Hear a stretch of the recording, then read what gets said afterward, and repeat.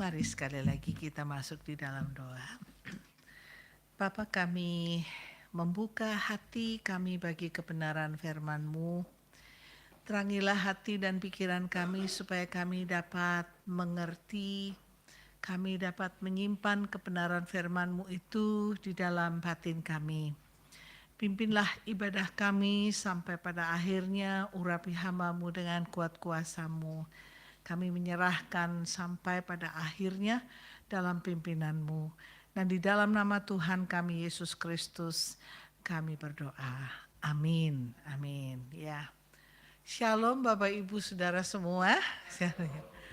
Terima kasih saya ucapkan kepada Bapak Ibu Gembala seluruh majelis gereja yang mempercayakan pelayanan penyampaian firman Tuhan pagi ini, sekaligus nanti setelah ini ada seminar pemulihan ya. Terima kasih untuk kepercayaannya. Saya perkenalkan diri saya, nama saya Deborah Istiawati. Saya berasal dari Solo, Bapak Ibu. Kalau ke Solo mampir ya. Saya pelayanan di satu yayasan, yaitu Yayasan Duta Pembaharuan. Itu merupakan peninggalan dari seorang misionaris, Bapak Pendeta Thomas J. Sappington. Beliau adalah profesor, doktor yang mengajar di Biola University. Ya. Kantor kami ada di Jogja. Dan pelayanan ini adalah pelayanan yang memberikan pelatihan bagi kaum awam, jemaat Tuhan yang mau melayani jemaat Tuhan dalam bidang konseling. Jadi jemaat Tuhan, aktivis gereja, majelis maupun hamba Tuhan yang mau melakukan pelayanan konseling, maka kami memberikan pelatihan. Nah, kekhususan dari konseling ini adalah konseling khusus kesembuhan batin. Jadi tidak perlu sampai terlalu luas untuk melakukan psikologi konseling atau pastoral konseling, tapi khusus menyembuhkan batin seseorang ketika seseorang berduka, ketika seseorang mengalami masalah konflik dalam rumah tangga. Kita hadir untuk menolong emosi-emosi mereka ketika mereka tertekan.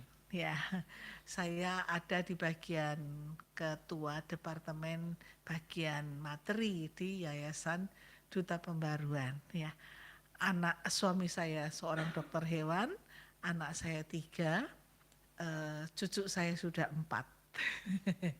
Jadi saya sudah cukup berumur. Ya, sekali lagi terima kasih untuk kesempatan yang diberikan kepada saya. Nah, pagi ini kita akan merenungkan kebenaran firman Tuhan tentang penghakiman atau belas kasihan. Kita akan belajar untuk melepaskan pandangan dan pengharapan yang negatif, Bapak Ibu. Seringkali kita itu tergoda untuk memberikan pandangan negatif kepada seseorang, bahkan juga kepada diri kita sendiri, atau yang terparah adalah pandangan negatif terhadap Tuhan. Mari kita mulai mawas diri terhadap penghakiman, dan kita juga memberikan sikap belas kasihan kepada mereka yang ada di sekeliling kita. Kita akan membaca ayat mas kita yang akan menjadi perenungan, yaitu terdapat di dalam Yakobus pasal 1 ayat 25 sampai 27. Saya akan bacakan demikian firman Tuhan. Tetapi barang siapa meneliti hukum yang sempurna, yaitu hukum yang memerdekakan orang, dan ia bertekun di dalamnya, jadi bukan hanya mendengar untuk melupakannya, tetapi sungguh-sungguh melakukannya, ia akan berbahagia oleh perbuatannya. Jikalau ada seorang menganggap dirinya beribadah, tetapi tidak mengekang lidahnya, ia menipu dirinya sendiri, maka sia-sialah ibadahnya. Ibadah yang murni dan tak bercacat di hadapan Allah Bapa kita ialah mengunjungi yatim piatu dan janda-janda dalam kesusahan mereka dan menjaga supaya dirinya sendiri tidak dicemarkan oleh dunia.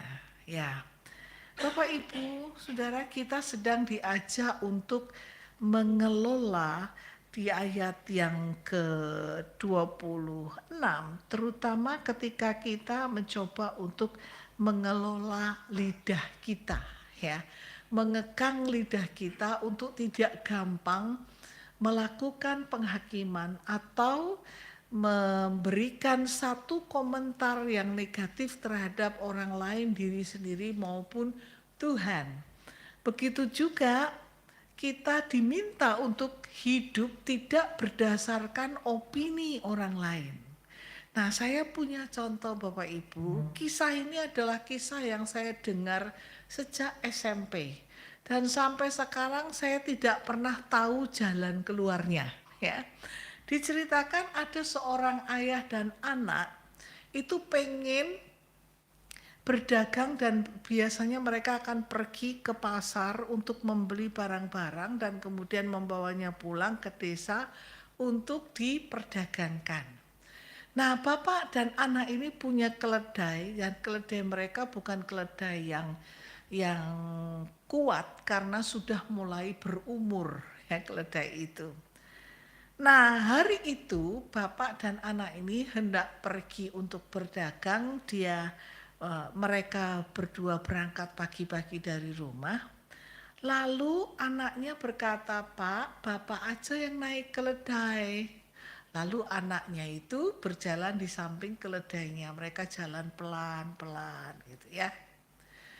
Melewati sebuah kampung, maka orang-orang yang menyaksikan itu jengkel gitu loh ya, terutama si emak-emak itu jengkel. Ini bapak kok nggak ngerti sama anak ya, anaknya disuruh jalan bapaknya naik keledai.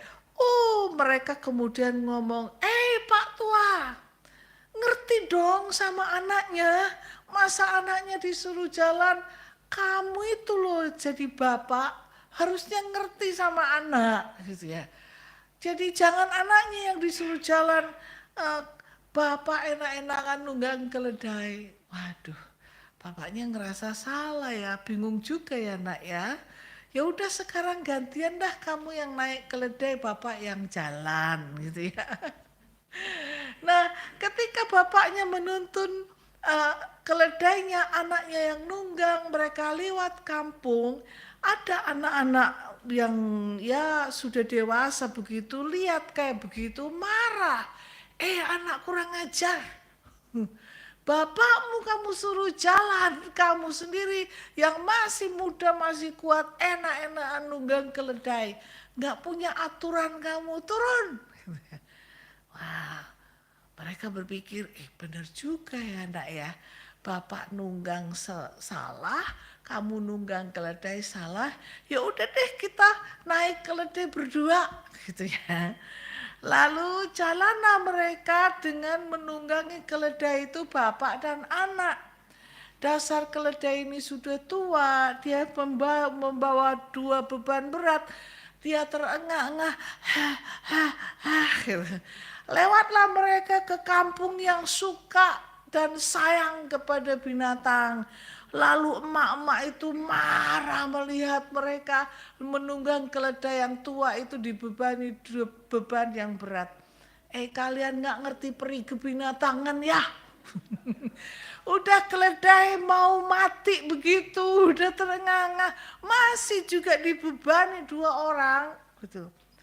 Nggak ngerti kamu perasaan keledai, kasihan dong. Nah, malu dikecam begitu, keduanya turun Bapak Ibu, dan mereka akhirnya jalan sambil menuntun keledai mereka.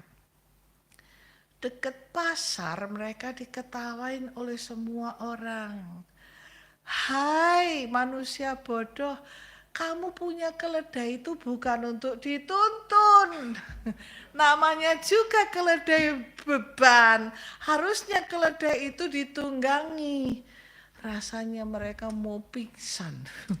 Ya, dituntun salah, ditunggangi salah. Nah, kalau Bapak Ibu disuruh kasih jawaban, apa jawaban Bapak Ibu?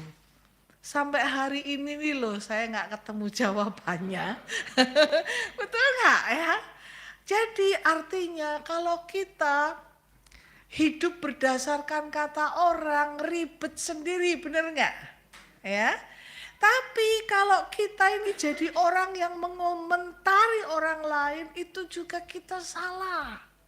Ketika kita memberikan kata-kata negatif. Karena orang yang kita kasih kata-kata negatif itu bisa salah tingkah, bisa bingung, bisa frustasi, betul nggak? Betul ya? Nah, mari kita belajar mengenai penghakiman ya. Apa sih pemahaman penghakiman itu? Seorang penulis yang bernama Joyce Rachel itu mengatakan begini Bapak Ibu, seringkali mereka hanya melihat suatu kesalahan ya. Orang yang suka menghakimi itu enggak lihat segudang kebaikan tapi lihat satu kesalahan. Betul apa betul? Betul ya? Nah itu. Mari kita mawas diri. Kalau kita mau mengecam orang, sebelum saya ngecam satu kesalahan dia, mari sejenak kita pikirkan kebaikan. Kadang-kadang istri itu frustasi sudah melayani suami berpuluh tahun, hanya kesalahan kecil kopi hari itu rada cemplang gitu. Kamu gimana sih bikin kopi nggak becus? Perhitungkan udah puluhan tahun dia bikin kopi enak. Betul nggak bapak-bapak? Nggak ada yang berani jawab. Gitu ya. Jadi mari kita belajar tidak gampang mengatakan satu kata negatif hanya sebuah kesalahan ya. Apa sih penghakiman itu ya? Kalau kita melihat pengertiannya bila didefinisikan, penghakiman itu adalah sikap yang negatif, pola pikir yang negatif, serangkaian harapan yang negatif. Ya, sekali lagi, itu sikap yang negatif, pola pikir yang negatif, serangkaian harapan yang negatif. Ditujukan kepada siapa? Bisa kepada Allah, kepada diri sendiri, dan kepada orang lain. Contoh misalnya, kita jengkel, lalu kita ngomong, awas ya kamu, bisa celaka kamu. Nah, kata-kata itu adalah harapan negatif, gitu. Itu seperti penghakiman bisa seperti sumpah, bisa seperti kutuk, sikap, harapan, pola pikiran negatif. Dan itu sebenarnya sebuah kesalahan yang kita lakukan Bapak Ibu. Seringkali kita melihat orang-orang yang di pinggir jalan kadang-kadang kehujanan, kemudian dia berdagang sepi, kadang-kadang mukanya kuyu, kelihatan hidupnya susah, orang yang ngemis, yang ngamen kita kasih. Kemudian tidak sengaja kita tuh ngomong, kasihan ya mereka. Nah, saudara ngomong kasihan. Berapa orang yang lewat hari itu naik mobil, naik kendaraan selalu ngomong kasihan, kasihan, kasihan. Ya hidup dia nggak berubah-berubah gitu ya. Karena setiap orang selalu menghakimi dia hidupnya kasihan. Dan kondisi yang mereka temui akan seperti itu.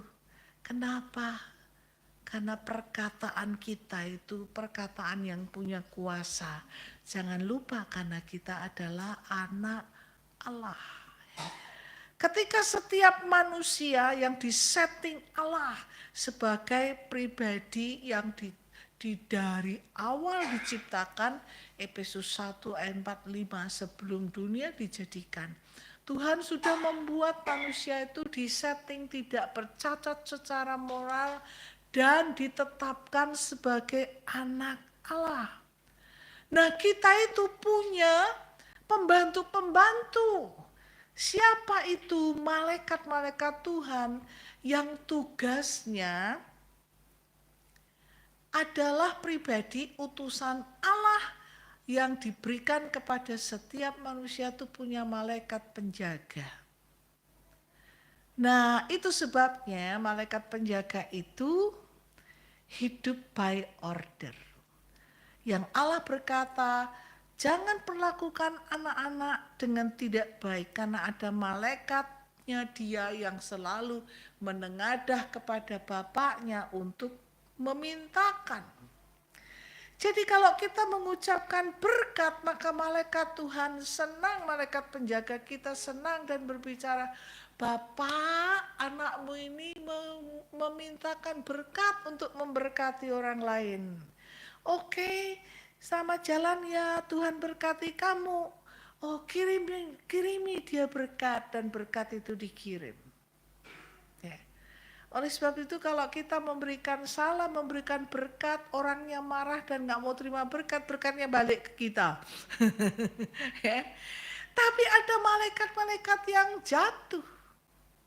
Dan mereka siap melakukan order yang kita suruh, order-order yang negatif. Ketika kita berkata, celaka kamu malaikat, Tuhan gak mau lakukan itu. Tetapi malaikat yang jatuh berkata, siap bos, saya akan celakai dia. Siap bos, saya akan lakukan perintahmu, kata-kata negatifmu. Jadi Tuhan melarang kita untuk melakukan penghakiman. Kenapa? Karena penghakiman yang kita buat itu akan mendatangkan penghakiman atas diri kita sendiri.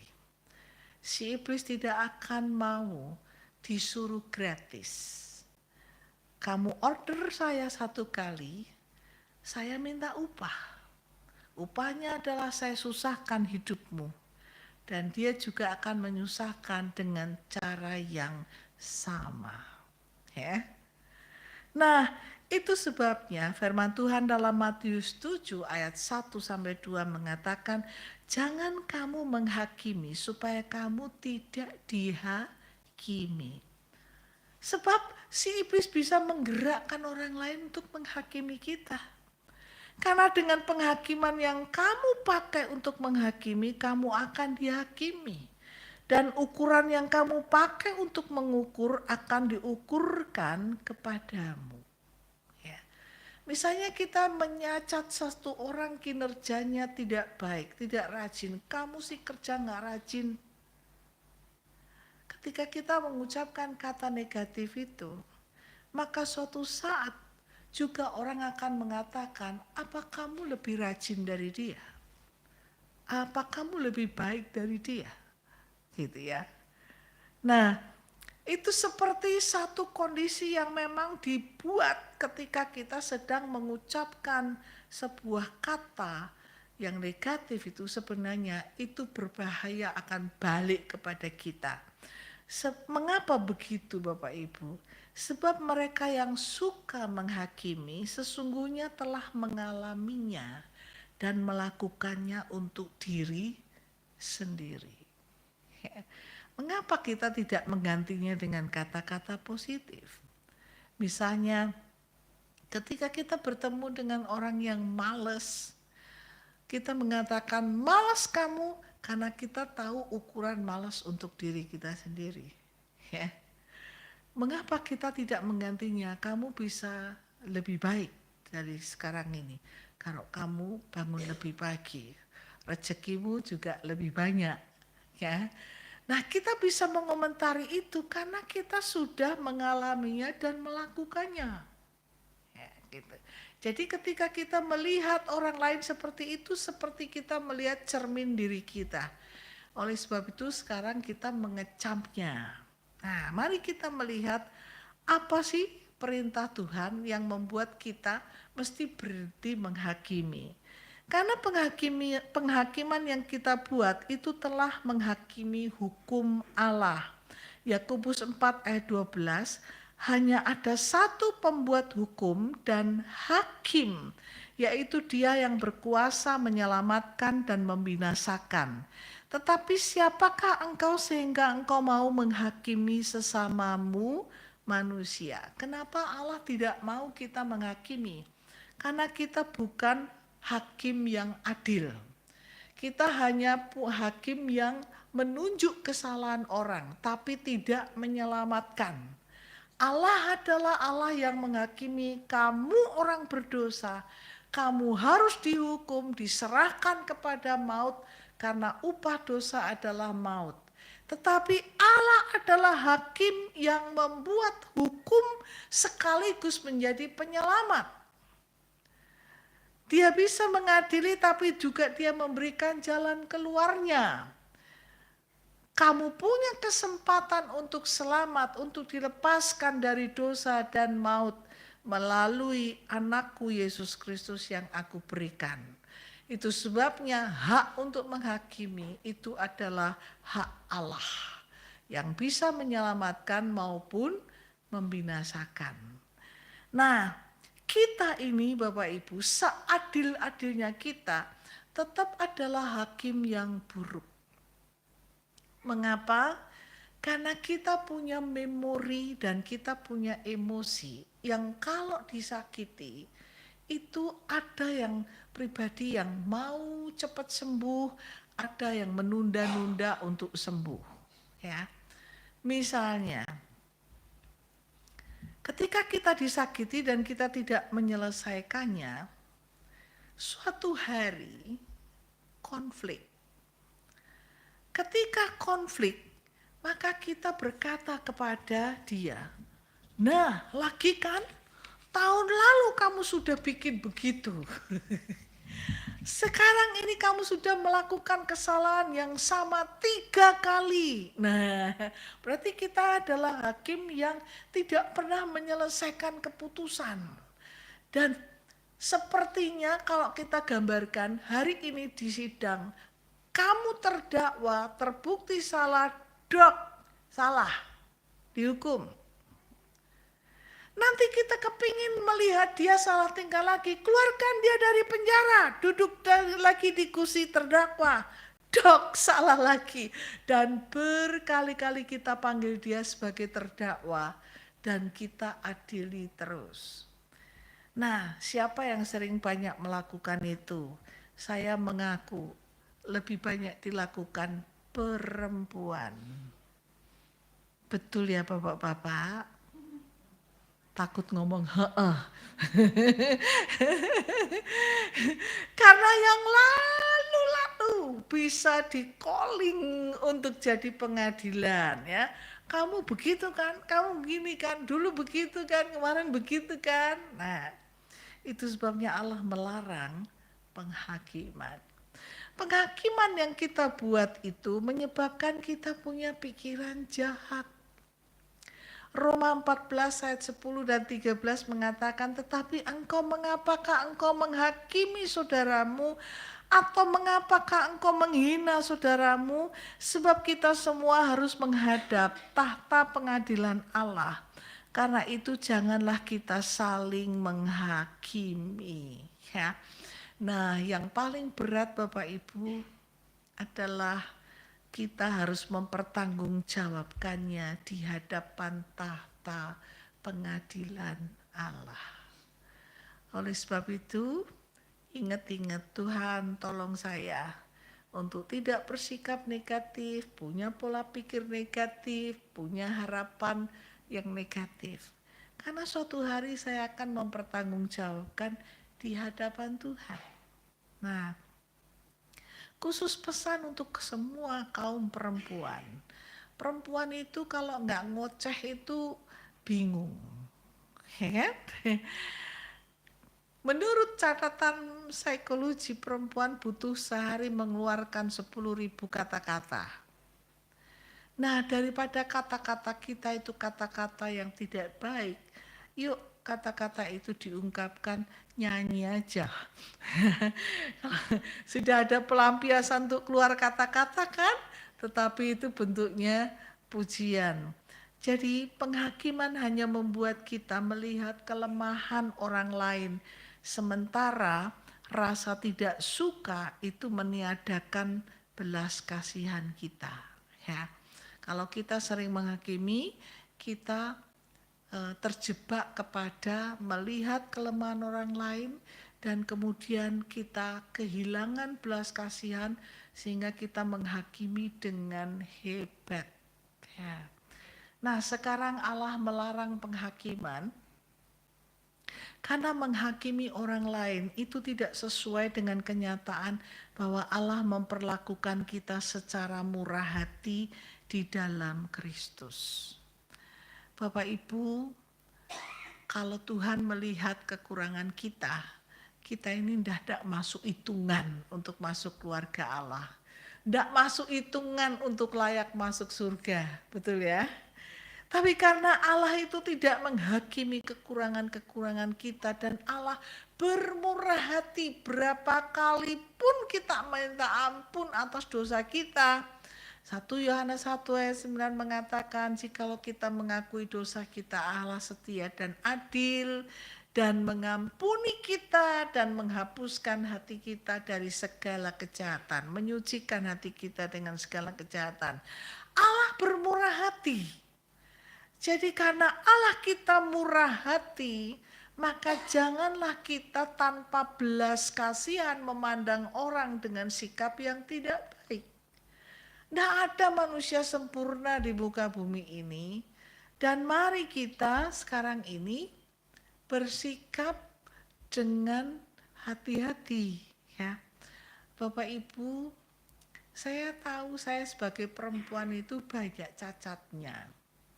Jadi saya sudah berkata kepada suami saya, kalau kamu menikahi saya, aku nggak bisa masak loh, gitu ya. Kalau kamu suruh bikin aku kopi, mesti nggak ada yang benar. Saya masak Indomie aja yang sudah ada aturannya aja, kalau ndak kelonyoten ya mentah gitu ya. Kalau bikin telur mata sapi jadinya mata panda gitu. Jadi ada banyak hal. Serius kamu mau menikah sama saya? Gitu. Ya aku tidak menilai dari bisa masak atau tidaknya. Lah padahal mamahmu pinter banget masak loh. Karena zaman dulu mamah itu dijodohin sama papa, cinta itu turunnya bukan dari mata turun ke hati, tapi dari mata turun ke perut. Orang zaman kuno kalau sudah bisa masak, bisa jahit itu dicari sama calon-calon mertua, bener gak? Ya kan? Apalagi orang Tionghoa Toto. Saya bilang, aku gak masuk kriteria mamahmu loh, mantu-mantu yang lain pinter-pinter loh. Yang nikah kan aku, bukan mama. Dan benar, ketika dia ngeyel menjadikan saya istrinya, apalagi saya anak pendeta, mertua saya pengurus kelenteng, marah dia. Gak mau aku besanan sama pendeta, nanti kuburanku gak ditengok, aku gak disembayangin fotoku. Marah dia. Lalu dia berkata begini, kalau kamu tetap ngambil jadi istrimu, kamu gak tak kasih warisan 1 rupiah pun. Saya ngomong sama suami saya, kamu belum pernah melarat, aku sudah biasa melarat, wong anak pendeta. Jadi sudahlah kita putus aja, kamu tuh anak pengusaha, kamu bisa hidup nyaman. Enggak, aku mau sama kamu. Nah, lalu saya ngomong, kelebihanku apa? Kamu akan bisa jadi pendidik yang baik buat anak-anak kita. Itu saya ingat-ingat, betul Bapak Ibu, saya nggak bisa masak. Yang saya bisa itu bersih-bersih rumah dan mendidik anak-anak saya.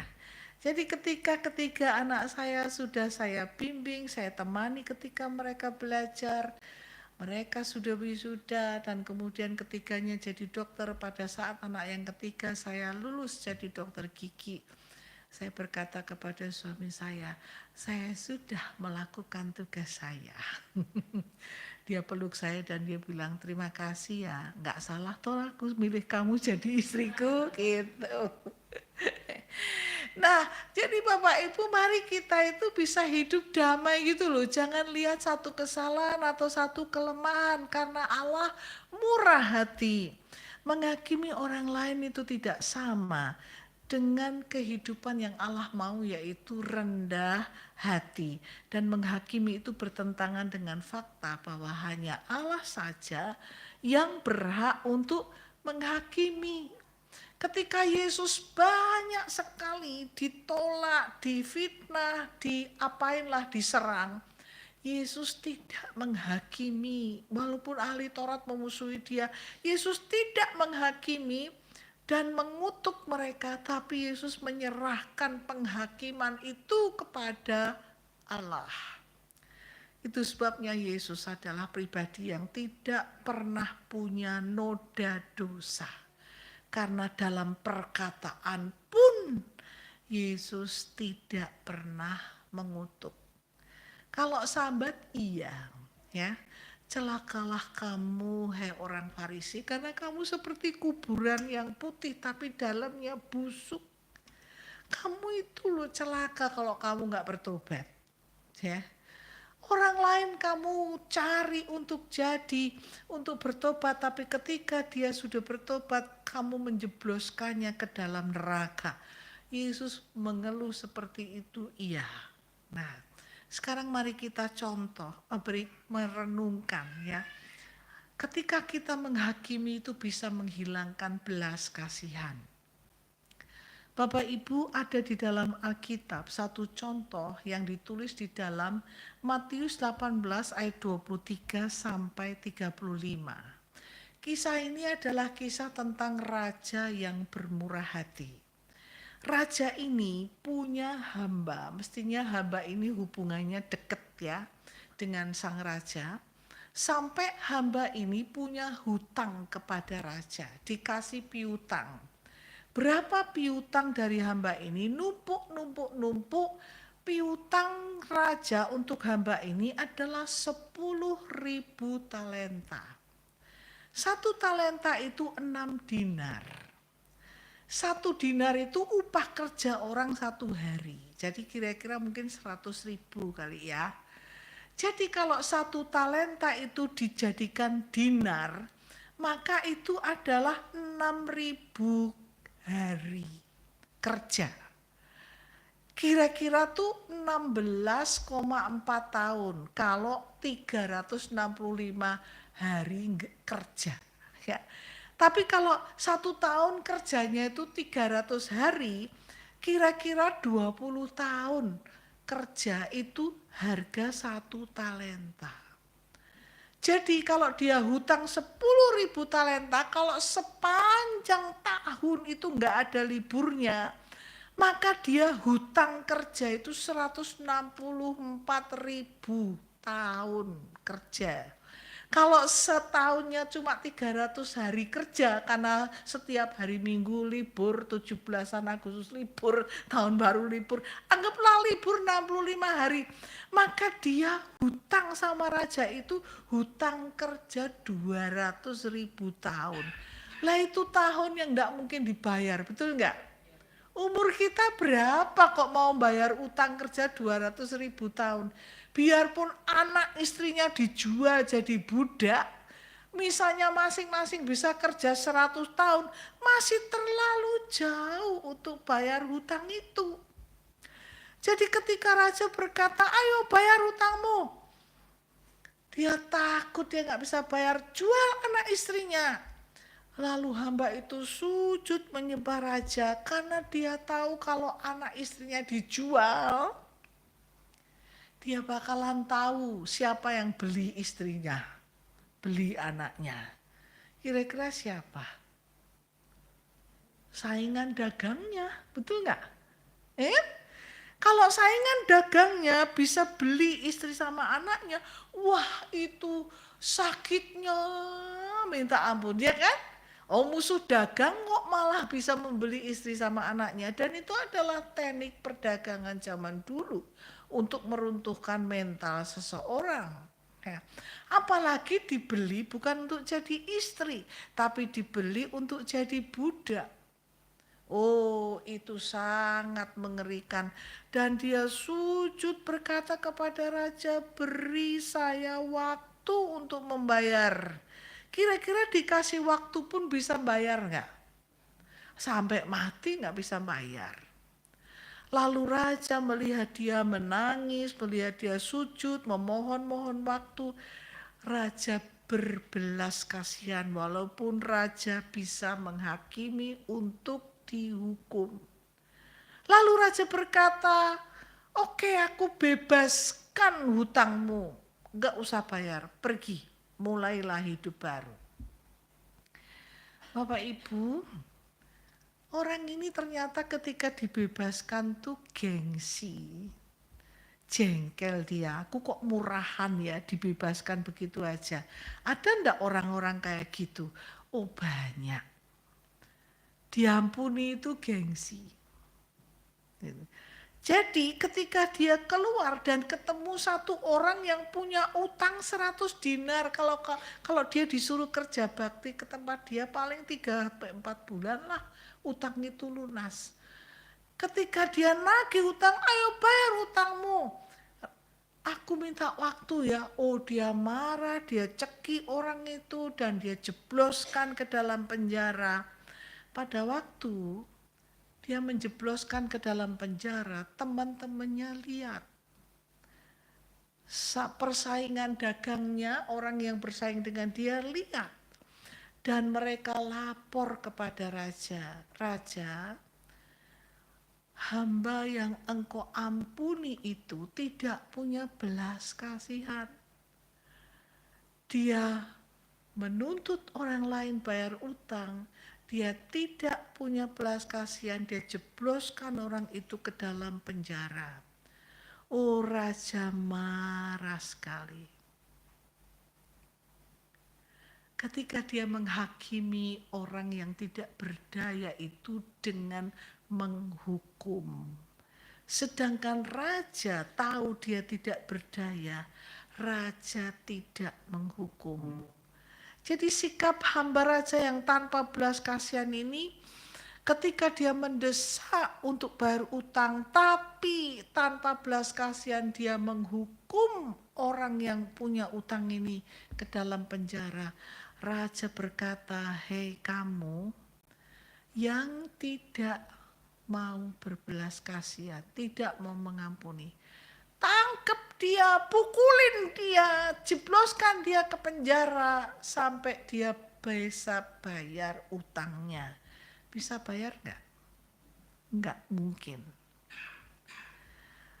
Dan apa pesan dari renungan ini? Pesan dari renungan ini adalah kalau kita tidak mau mengampuni atas kesalahan orang lain, kita jadi hakim untuk menghukumnya.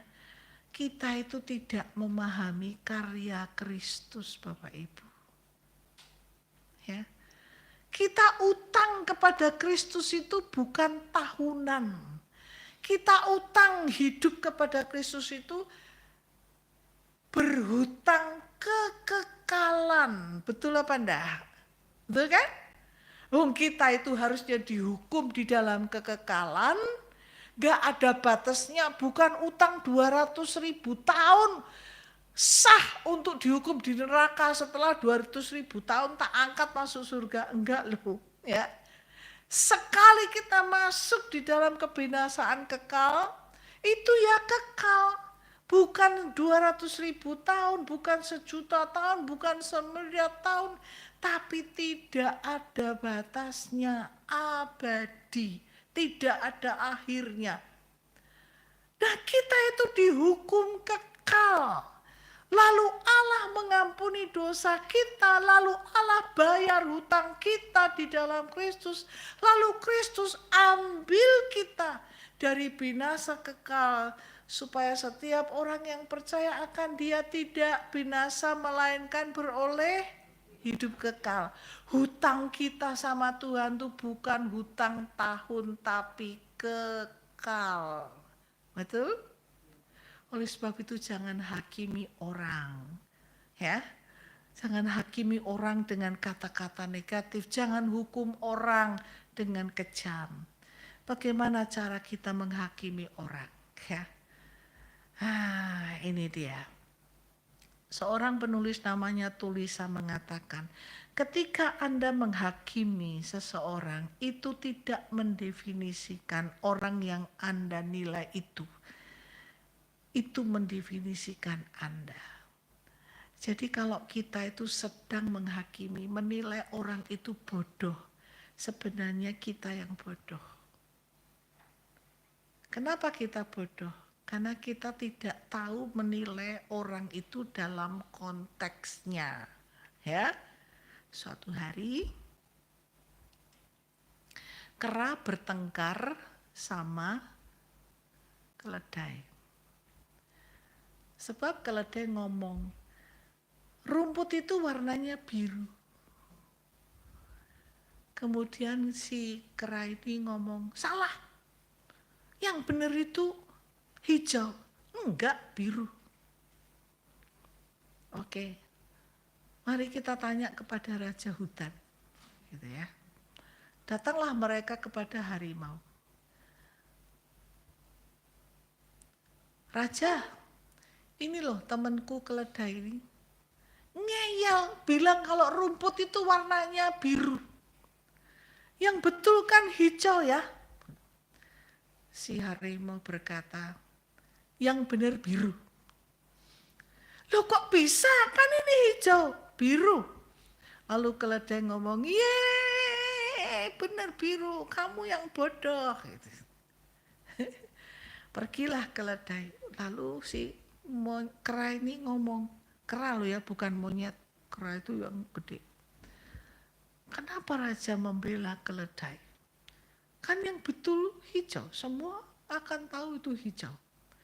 Lalu sang harimau ini berkata, kamu tuh salah. Kamu yang bodoh. Ayel-ayelan kok sama orang bodoh. Ngerti gak? Ya? Ya udah dia biar orang bodoh itu ngeyel biru biar kamu bantah sampai ngotot sampai berbusa, dia tetap ngeyel biru. Kamu yang bodoh. Ayel-ayelan kok sama orang bodoh. Nah, itu arti penghakiman, ya. Kalau Anda menilai orang lain itu mendefinisikan Anda. Jadi kalau kita udah tahu orang ini rada sableng gitu, Pak ini rasanya beras kencurnya kok rasanya asin ya, gitu, udahlah selesai. Dia marem kita ya marem gitu loh, nggak usah bertengkar, bener nggak? Ya, nangkep maksud kata-kata ini ya. Jadi kita membuang banyak waktu. Nah, apa jenisnya yang bikin kita capek dalam hidup ini? Yang pertama adalah karena kita suka memberi label. Ya, ketika kita memberi label, berarti kita nginget-nginget dia terus. Modelnya kayak gitu. Makna labeling adalah proses melabel seseorang dengan memberi sebuah definisi kepadanya untuk jadi identitas. Ketika kita ngomong sama anak kita, Dut, ya karena dia dulu gendut, anak kecil suka makan gitu kan. Biarpun hari ini dia sudah langsing, panggilan itu hilang nggak? Itu membuat konflik, ya. Saya harus mengobati satu pribadi yang mamahnya nggak bisa mengubah kata damje. Dulu dia suka makan. Ketika sekarang dia gede dipanggil damje, itu kan memalukan banget kan. Si ragus gitu. Dulu olok-olokan, tapi sekarang menyakitkan. Dan keadaan ini membuat kita capek Bapak Ibu. Kita mengubahnya susah, kita sudah membuat orang-orang di sekitar kita punya dan ikut menghakimi. Begitu mudah orang-orang di sekitar kita itu memberikan label. Dan label itu selalu bernilai negatif. Dan akhirnya itu menjadi kebenaran yang dipercayai. Ya. Nah, ketika hal itu diolah, dipikir-pikir, jadi prinsip, jadi pola pikir, akhirnya itu bisa jadi identitas. Ya. Kalau kita ngomong yang buruk tapi ternyata sekarang dia jadi insinyur, jadi direktur bank, kan jadi kasihan toh kalau tetap dipanggil dengan parapan, betul ya? Nah, itu kenapa jenis ini, jenis yang biasa, tapi berhentilah melabel seseorang. Ya. Jenis yang kedua yang sering kali kita lakukan adalah kita memberi opini negatif. Ya. Opini negatif ini seringkali diberikan tanpa dasar dan penilaian yang akurat tentang si korban.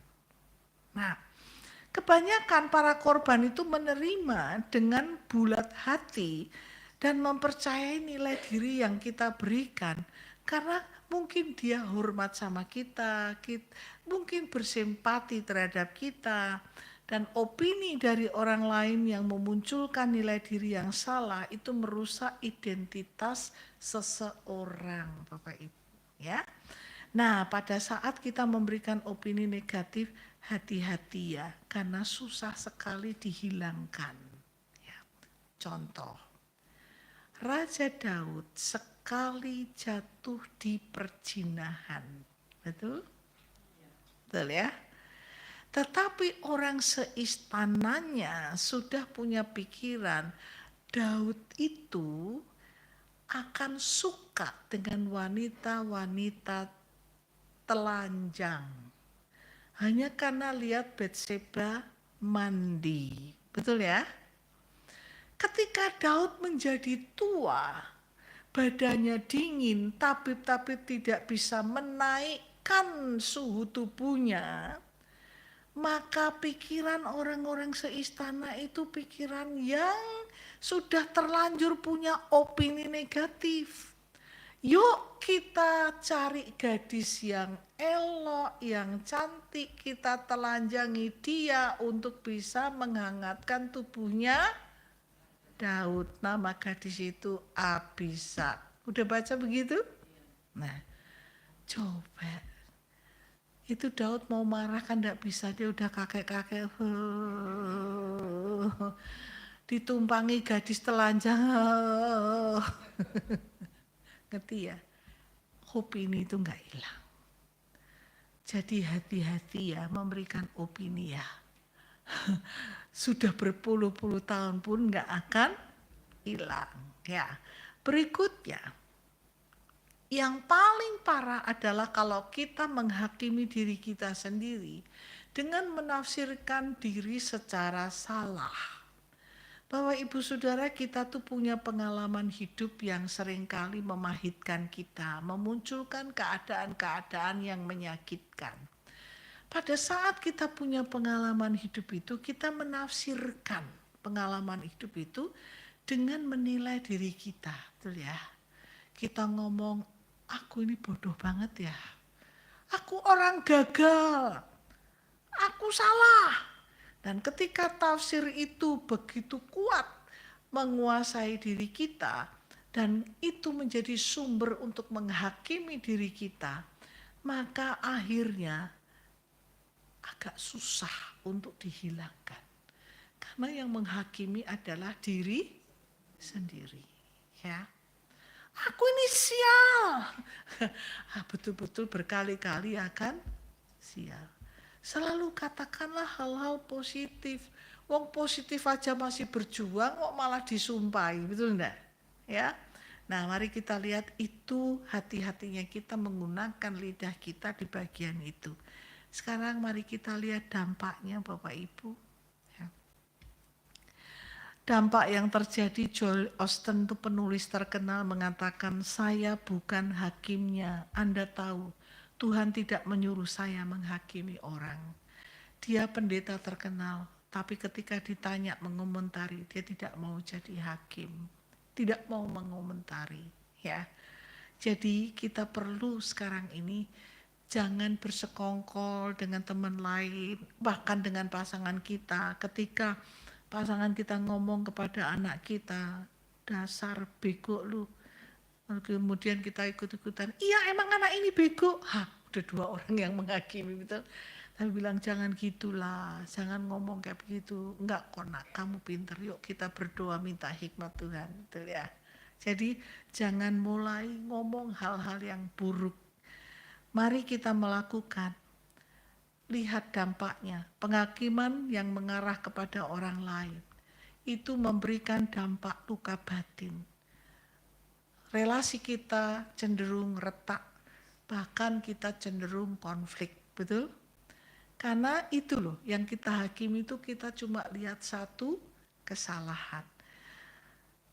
Dampak buat diri sendiri, sebagai seorang yang punya eksistensi diri, kita merasa nilai diri kita itu rendah, buruk, tidak bernilai. Karena kita selalu ngomong yang negatif.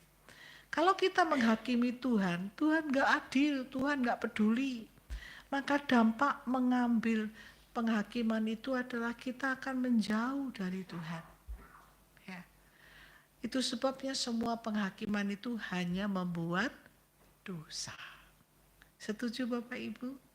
Ya, hanya membuat dosa. Sekarang bagaimana melangkah dalam pertobatan? Joyce Meyer mengatakan begini. Sebelum menghakimi orang lain, berhentilah sejenak dan pikirkanlah semua yang telah Tuhan ampuni dari dirimu. Bagus ya? Ya, jadi sebelum engkau mengatakan yang buruk kepada orang lain, 1, 2, 3 detik diam.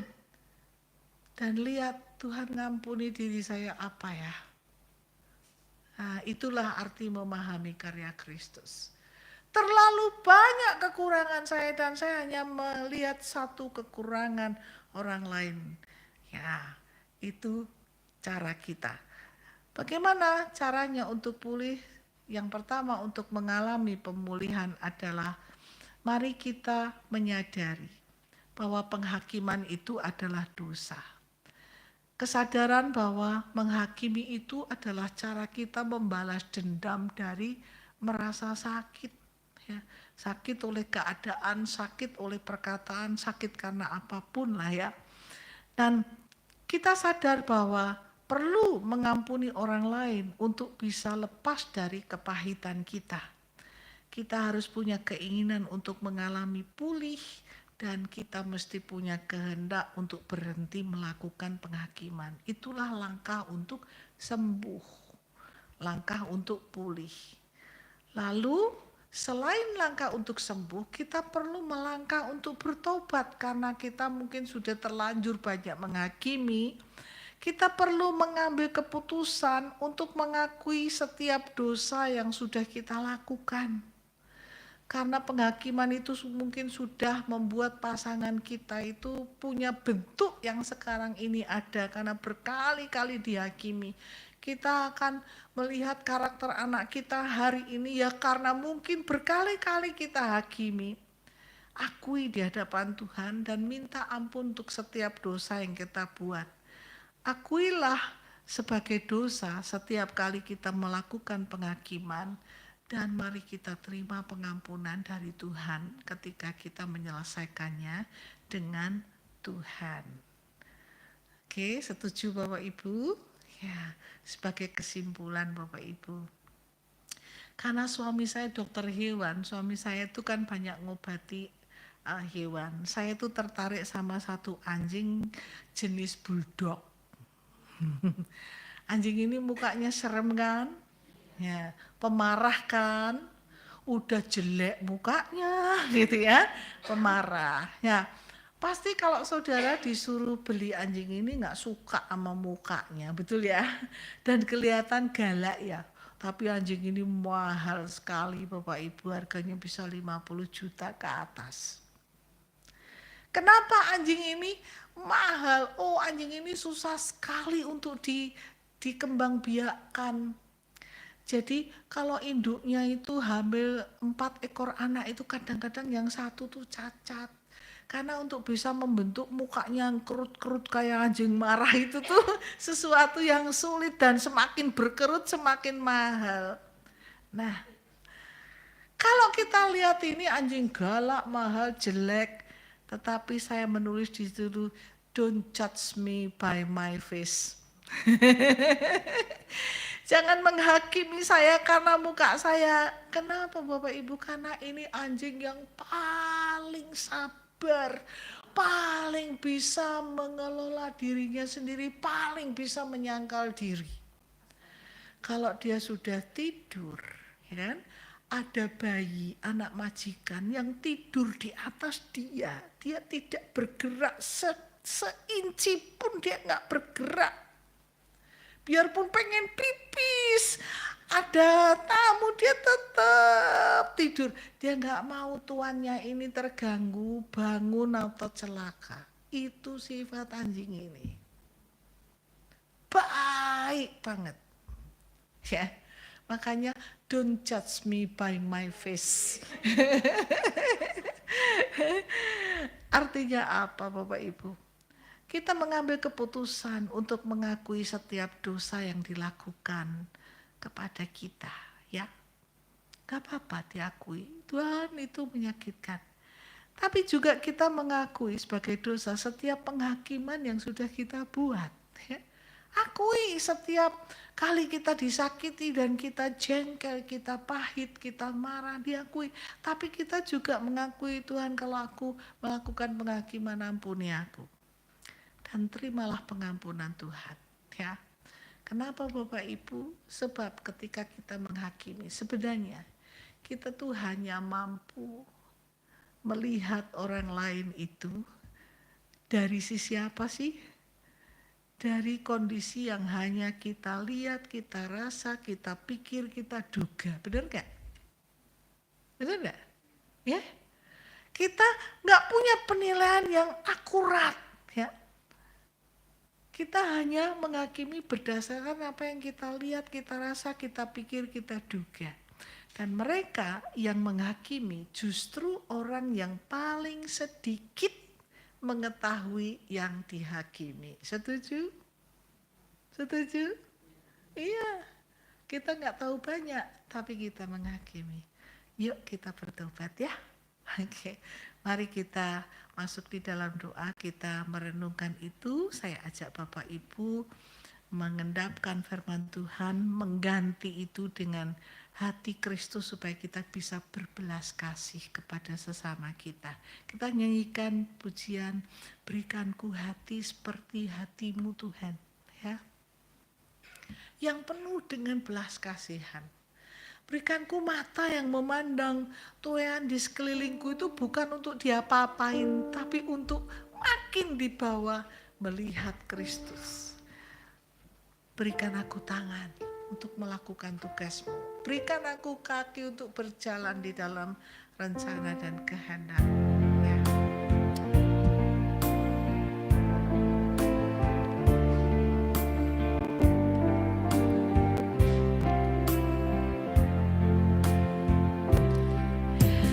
Berikanku hati seperti hatimu yang penuh dengan belas kasihan. Berikanku mata seperti matamu memandang Tuhan di sekelilingku. Berikanku tangan untuk melakukan tugasmu. Berikanku kakimu melangkah dalam rencanamu. Berikanku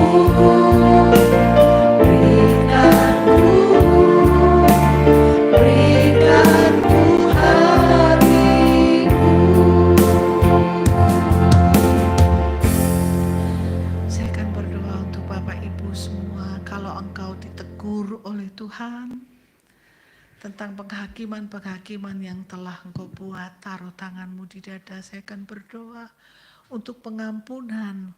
Dan saya akan berdoa meminta Tuhan menolong engkau dituntun dalam langkah pertobatan untuk berhenti menggunakan lidah ini untuk hal-hal yang tidak baik. Bapak, terima kasih untuk kebenaran firman yang kami dengar pagi ini. Ya Bapak, engkau melihat tangan-tangan yang ditaruh di dada mereka yang dengan rendah hati mengaku di hadapan-Mu.